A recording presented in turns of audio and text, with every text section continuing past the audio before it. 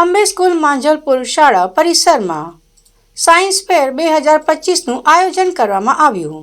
Ambe school Manjalpur શાળાના GSEB અને CBSEના ધોરણ 6 થી 9 11ના વિદ્યાર્થીઓ માટે શાળા પરિસરમાં સાયન્સ ફેર 2025નું આયોજન કરવામાં આવેલ છે, જેમાં કુલ 90 થી 100 પ્રોજેક્ટનું નિદર્શન રજૂ કરવામાં આવશે. તમામ પ્રોજેક્ટના મોડેલ વર્કિંગ મોડેલ વિદ્યાર્થીઓએ સ્વપ્રયત્નથી તૈયાર કરેલ છે, તેમજ તેના સિદ્ધાંતો, કાર્યોપયોગિતા અને ફાયદા વિશેની સમજૂતી પણ વિદ્યાર્થીઓ રજૂ કરશે. તેમજ AI ટેકનોલોજી પણ સમાવેશ કરેલ છે.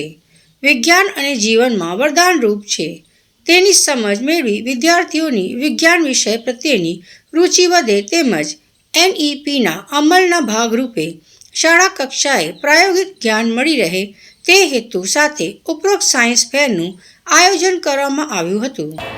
આજે અંબે સ્કૂલ માંજલપુર GSEB અને CBSE બોર્ડ દ્વારા સાયન્સ ફેરનું આયોજન કરવામાં આવ્યું છે, જેમાં GSEB અને CBSEના કુલ 90થી વધારે પ્રોજેક્ટ આજે નિદર્શન કરવામાં આવ્યા છે. પૂરા કેમ્પસમાં એક અલગ જ પ્રકારના વાઇબ્સ છે કે અમે આખો કેમ્પસ કવર કર્યો છે. એમાં પ્રોજેક્ટના જે કંઈ પ્રિન્સિપલ છે, બેનિફિટ્સ છે, વર્કિંગ મોડેલ છે, એ અમે રજૂઆત કરી. સાથે સાથે વિદ્યાર્થીઓ પણ ખૂબ જ ઉત્સાહપૂર્વક એમણે એમના વર્કિંગ મોડેલ તૈયાર કર્યા છે, તેમજ એમની સમજૂતી જે આપી રહ્યા છે એ પણ ખૂબ જ સુંદર રીતે, ખૂબ આત્મવિશ્વાસથી એ રજૂ કરે છે. તો આ જે કાર્યક્રમ છે અથવા સાયન્સ ફેર છે, એનો હેતુ આ જ હતો કે આજકાલ જે બાળકોની વિજ્ઞાન પ્રત્યેની રુચિ ઓછી થઈ રહી છે, તો અમારી કોશિશ છે કે આ પેઢીને, આ જનરેશનને આપણે એના તરફ વાળશું તો આગળ જતાં આપણને ખૂબ અલગ અલગ પ્રકારના બુદ્ધિશાળી વૈજ્ઞાનિકો ભારતને મળી શકે.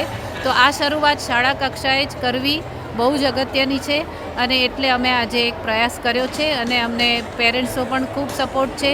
અમારા ચેરમેન શ્રી અમિતભાઈ શાહ કે જે અમને સતત માર્ગદર્શન આપે છે. તો મારા સમગ્ર શિક્ષક આચાર્યગણ પરિવાર તરફથી સર્વેની હું આભારી છું.